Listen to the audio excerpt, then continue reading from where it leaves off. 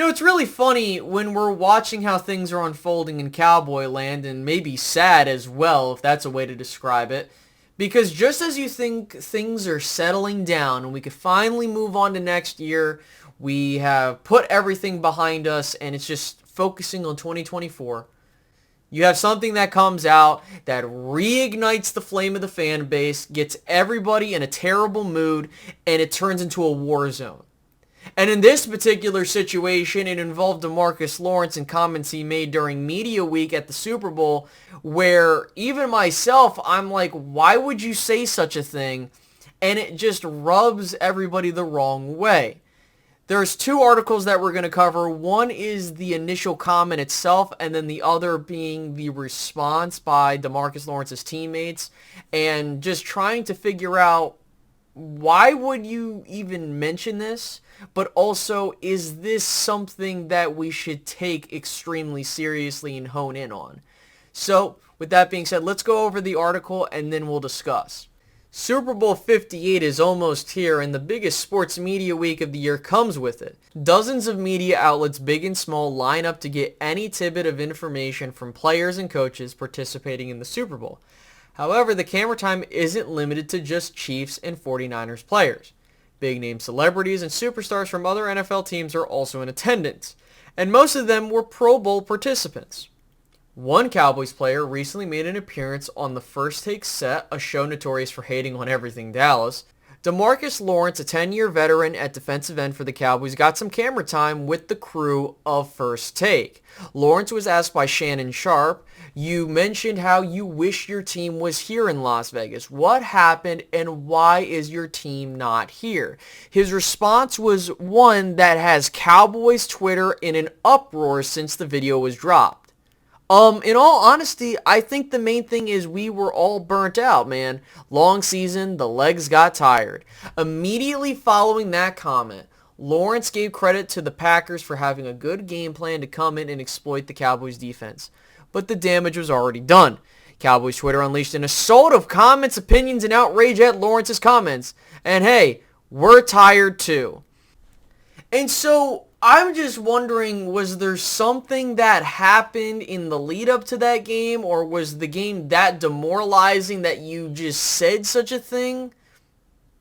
You were tired. Man, I've never seen such a thing be uttered after an embarrassing playoff game. Now, before I get into my full analysis and my thoughts and opinions, I wanted to go over a follow-up article that mentioned the response from some of his teammates.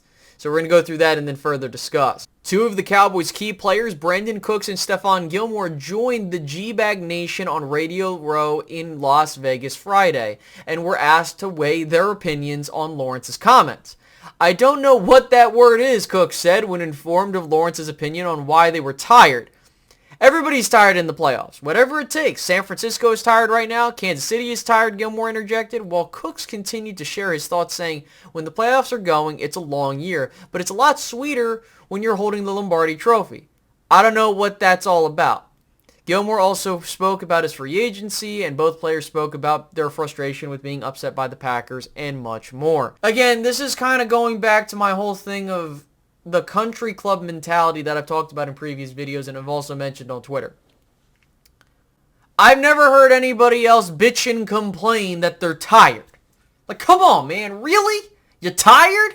Now, look, I understand it's a long season and you put your body through a lot of stress and you're in a car crash every single play, where you go through 17 regular season games, and if you start in the wild card round, it's 4 games in the postseason, so in total 21 games, which is a lot in terms of what you're doing to your body. But to say that you're tired when I've never heard any other, and prove me if I'm wrong, any other player in the entire league that says they're tired following a playoff loss and make that one of the sole reasons you lost the game. Like, dude, look, you've been here as long as you have. One of the longest tenured players on this team since 2014, along with Zach Martin in the same draft class. And you're going to go out there and, number one, talk to the media, which Look, I'm not going to tell how someone can roll. Look, if you want to go talk to the media, be my guest. Is it my cup of tea? No, I would not be wanting to talk to a media member at all, especially after an embarrassing playoff loss. But it is what it is. And so then you look at things and you just, hey, hats off to the Packers. We were just tired. Like, I'm having a hard time recording this video because what he said was so astronomically stupid, in my humble opinion, that I can't even think about what to say next. I mean, I've never heard any other player in the National Football League talk about it. And on top of that, like, it really then brings into question the heart and soul of this football team and where it's at. Like, do you just play football to reap the benefits of generational wealth and all that other stuff, which is cool that comes with it, but a lot of the times people play the sport because they fall in love with the sport. And I'm not saying you should play for free. I'm not saying that you shouldn't reap the benefits that it gives you in terms of financial aspect, but it really starts coming to the forefront. And I've been seeing that all across Cowboys Twitter. Hey, is DeMarcus Lawrence really in this for football? Is he really a leader? Like, dude, look, you got Mike Zimmer coming in here, and, we were kind of chopping this up on a Twitter space where I was like, if you bring this guy in who's going to be a hard ass to your players, which I'm not saying that is a bad thing, and they don't respond well, what does that say about the players? And who knows? But oh my God, man, it's just so dumb. And then for Gilmore and Cooks, who have both been to a Super Bowl, Gilmore winning one with the Pats, and then you, of course, had Cooks go to actually 2 Super Bowls. I apologize.